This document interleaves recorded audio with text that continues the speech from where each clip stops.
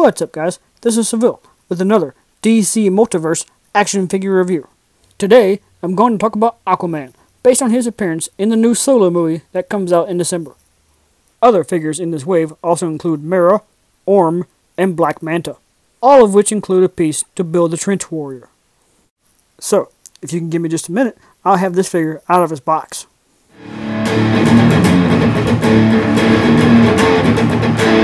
If you enjoyed this review, be sure to give it a thumbs up and comment below. And if you want to see more from me, please subscribe and hit that notification bell.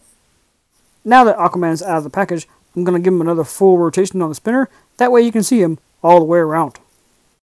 Aquaman does include the right leg piece of the Trench Warrior, but I'm not going to talk about that anymore here.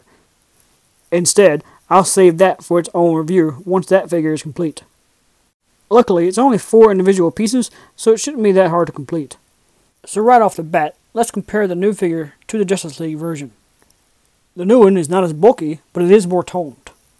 All the lines and muscle definition and other details look a lot better.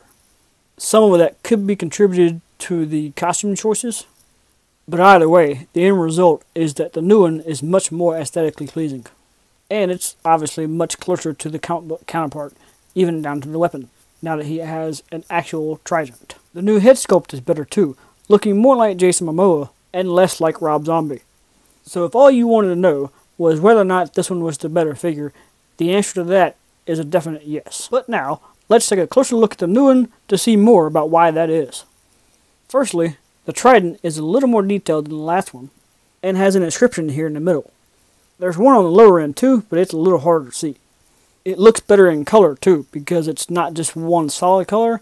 It has a nice range of yellow to orange to almost red, as if it's hot or about to be on fire. The armor looks like a nearly perfect comic book recreation, with fully detailed scale textures throughout, as well as the ribbed gloves and armbands.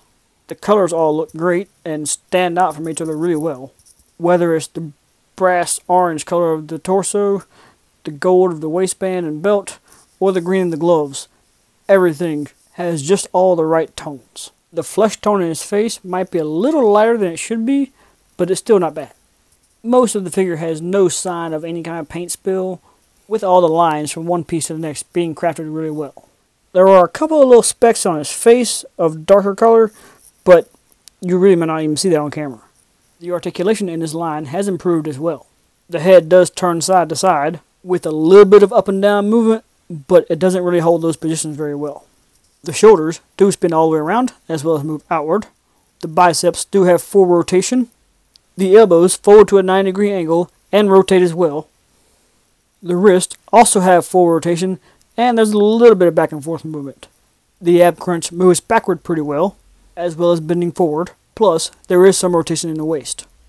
The hips spread outward really well, and also do okay front to back. There is rotation in the thigh, and a double knee joint. And finally, the ankles have a really good range of movement going front to back, as well as having a pivot. With all that said, it's time to run through my guidelines for a complete and fair review. I'm finally able to say that this line does have more than 20 points of articulation. It is a brand new sculpt with a great amount of detail. Most of the colors are true to the character, but the little bit of paint spill and the tone of the flesh does bug me just a little bit. It is in scale with the other movie figures, and it's not too fragile. It does balance really well, and includes his Trident accessory. I do think the price is fair for this line, and they should become more widely available as the movie's release date gets closer. So with all that said, I'm giving this figure a 9-star rating, meaning it is outstanding and one of the best figures of the year. Therefore, to me, this is now the definitive Jason Momoa Aquaman figure.